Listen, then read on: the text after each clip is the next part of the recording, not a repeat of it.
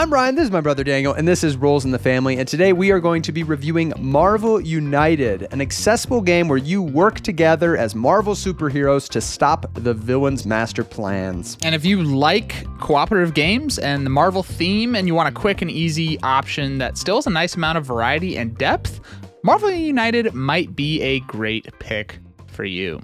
Yes, it is important to note that a lot of the pictures you're going to see in this review have a lot of the expansion content in it. We are kind of reviewing the entire Marvel United system, not necessarily just the base game, though we'll talk a little bit about kind of the impact of expansions versus base game on some of our opinions. But just know that a lot of what you see, you would maybe have to purchase separately from the base game. But let's go ahead and jump into this. There are links below for you to check out the game for yourself. But let's jump into the review. In Marvel United, players take on the roles of superheroes trying to defeat a villain before they can complete their nefarious schemes. Players will play cards from their personal decks to take actions and trigger abilities, but also will be able to share the actions from the card of the previous player. The villain will take turns as well, moving around the board and advancing their villainous plot. Only once the heroes have completed 2 of the 3 objectives can they confront the villain directly, defeating them to win the game. Every decision of which card to play affects both you and the next player, which leads to very organic cooperation as players discuss how they should approach each turn. The team's focus is on completing 2 objectives so that the villain can be attacked, but there's the question of which of the objectives to pursue. The objective to clear 4 threats is enticing, as many times the villain-specific threats have negative effects, and clearing them also gives access to the end-of-turn abilities of each location. On the other hand, the objectives for defeating thugs and rescuing civilians are also important because neglecting either of them can lead to overflows, triggering a villain-specific ability. While you can certainly work on all 3, completely finishing 2 is what really moves the needle towards victory. But you also might not want to complete one objective too quickly, as the first finished objective causes the villain to escalate and start acting more frequently. While the entire system is very plug and play with various heroes and locations, it is really the different villains that give each game the most distinct flavor. Not only does the villain have its own action deck and abilities triggered on overflows, but the 6 threats that begin the game at the 6 locations are also specific to the villain and can greatly change the feel of the game. These threats can vary from local effects that make actions in that space more difficult, to challenging henchmen that act as mini-bosses that need to be defeated, to effects that will power up the villain if not cleared before confronting them in combat. And that progression from completing objectives to fighting the villain happens very quickly, usually playing in a half hour or less. The game drops you right into the action, and the cooperation and unexpected villain actions keep everyone locked in the entire time. Marvel United plays well with anywhere from 2 to 4 players, though 3 might be the sweet spot as it aligns with the villain acting after every 3rd player turn. While there are rules for true single hero solo play, the better solo experience is just grabbing 2 to 3 heroes and controlling all of them yourself. The superhero theme comes through strong, especially if players are familiar with the characters and are willing to get into the flavor of the actions they are taking. The core system has certainly abstracted your heroic endeavors to a few basic actions that can feel underwhelming on the surface, but everything comes together in a way that tells a fun comic book story. Additionally, it is fun to see the way that the powers of different heroes and villains are represented in the game, often in ways that provide meaningful variation in the strategic considerations. While the order you draw your cards and the action of the villain add a lot of randomness, the actions you take between villain turns are basically deterministic and leave a lot of room for the team to skillfully approach the puzzle to increase their chances of winning. And while the villain behavior is randomized and hidden, it is driven by a relatively small deck of cards. As players become more familiar with the specific villains, there is a nice balance of surprise and strategic prediction. For a game that can play in close to 20 minutes, it can actually take a little bit to select locations, populate them with thugs and civilians, select heroes and a villain, and review the rules specific to that villain.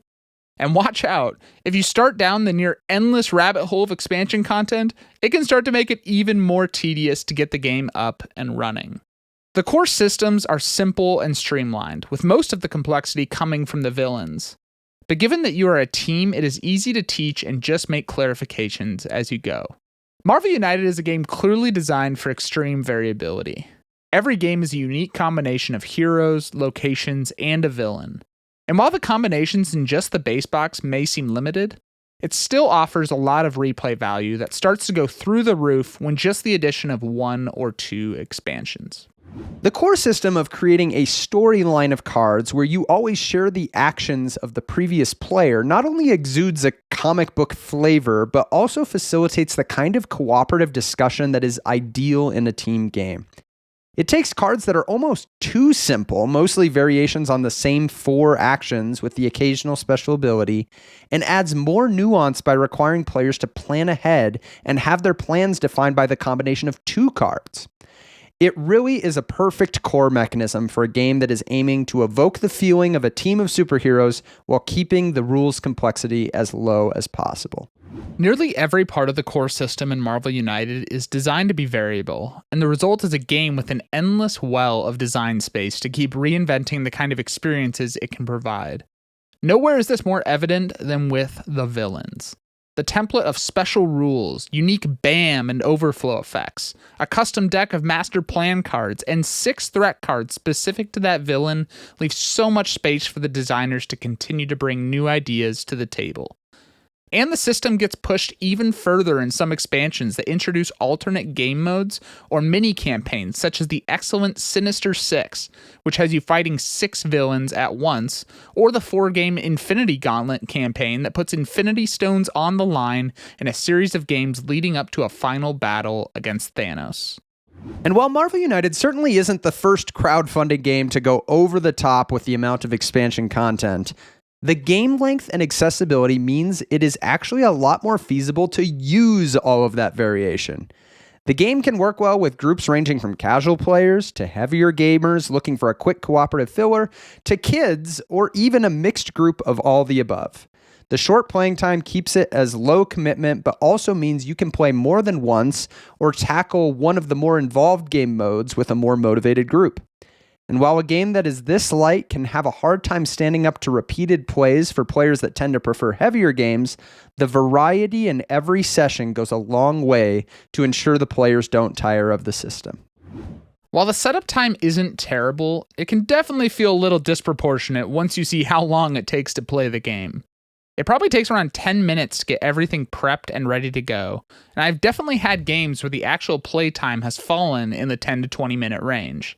This is alleviated a bit if you play multiple games in a row, since it's a little quicker to set things up again, but if you are wanting to randomize all the variability again, you'll still need to put away all the heroes, locations, and villain, and select new ones before you can knock out another quick game.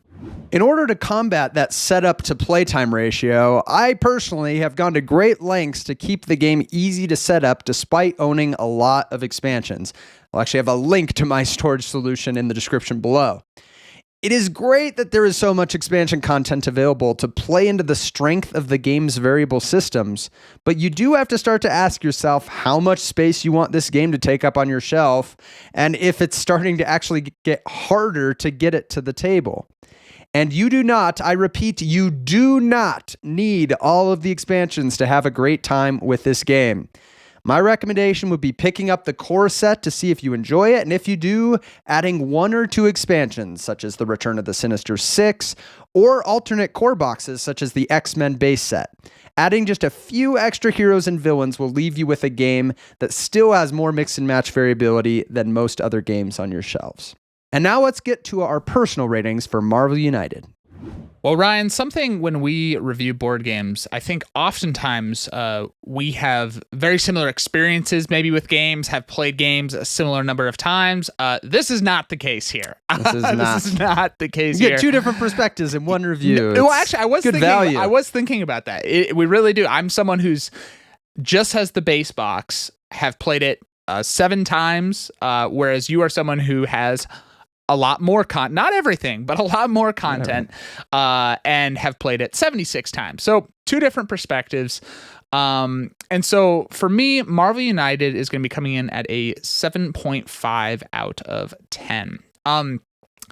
This is one that I've kept in the collection mainly because it really does just hit that like simple cooperative experience in a short amount of time really well. I mean, it's got a solid theme. I mean, one that I would honestly guess most people are even more interested in than I am. I'm not a like huge Marvel guy, but I can totally see how the theme is, exciting, and the miniatures. I love the just kind of artistic style they went with the kind of the cutesy cartoony. Yeah, I don't know. I think it's just a super fun style. But for such a simple game, the whole just mechanic of playing the cards out in a circle around the space of where you're playing, I think is just such a great design, both mechanically, the whole you play the card before you get to activate the card before you that a player played,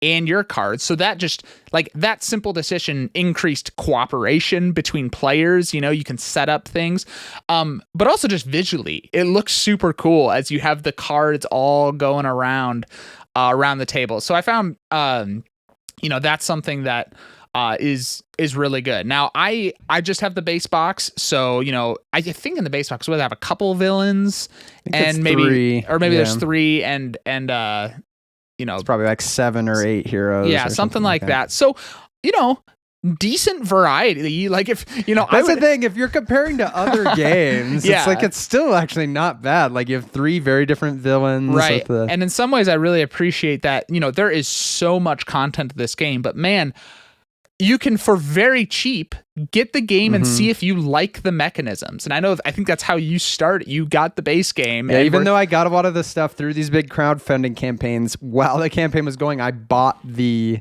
base set that was already available to see if I liked it. And that's really what drove my decision. Yeah. And so it's, I think, just like mechanics wise, really, really solid. The reason it's maybe not, going higher for me, partially probably it's just stage of life, not having the people that are really into it. The theme probably draws you more than it draws me.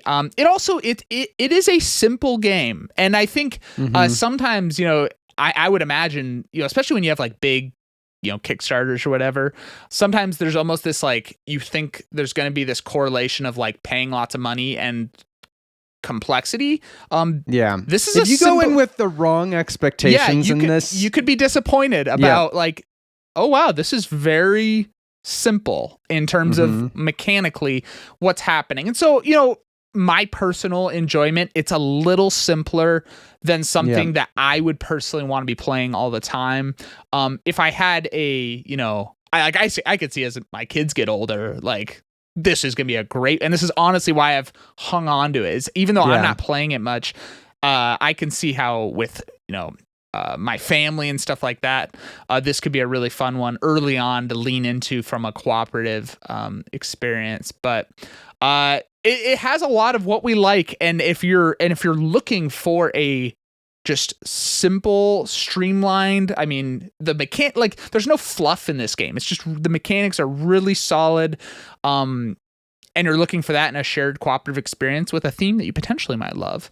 I can totally see how this would be an awesome pick for some people. But a 7.5 is where I'm going to be coming in.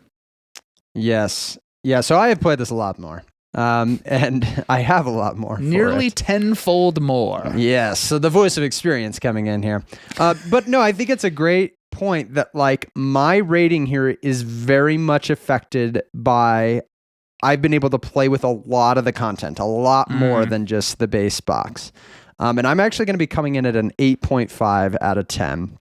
And I actually, in a lot of ways, share the same sentiment of you. If this is like a little simpler than I would normally be drawn to, but I do think a lot of the additional content helps to hedge against that because, the villains in the villains are honestly one of the biggest things that kind of change up the flavor of the game.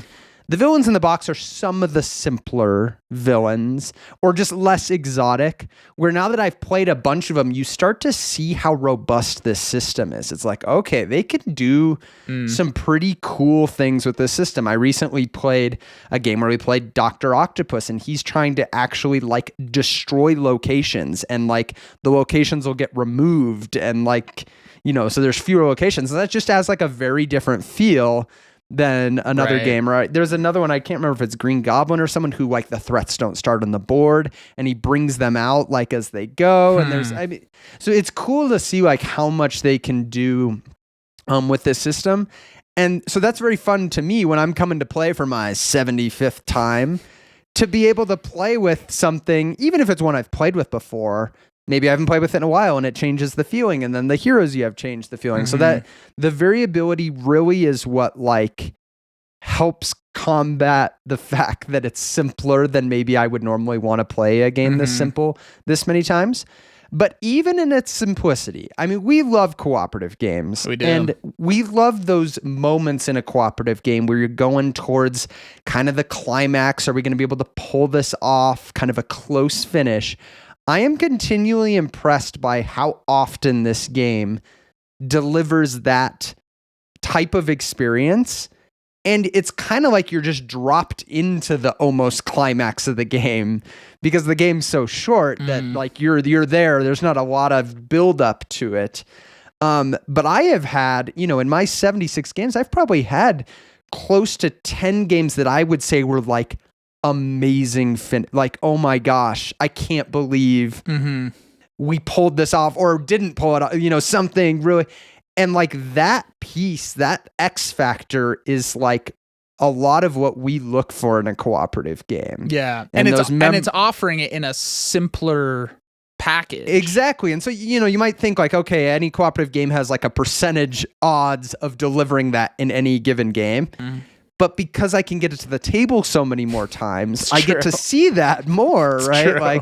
Like I get to experience the variability more, and I just get it's more shots on goal to get those really memorable experiences. And so it just has really sat in a nice place in my collection. I'm able to share that type of cooperative experience with groups that I otherwise don't have games that would give me that. The fact that I play this, my wife enjoys this game, who she doesn't normally enjoy a lot of more strategic, or cooperative games like this. And so I've played with a much more casual group and had a very good time. I've played it with my more gaming group and still have a good time because it almost feels like more of just like a quick filler. Yeah. But still has interesting decisions.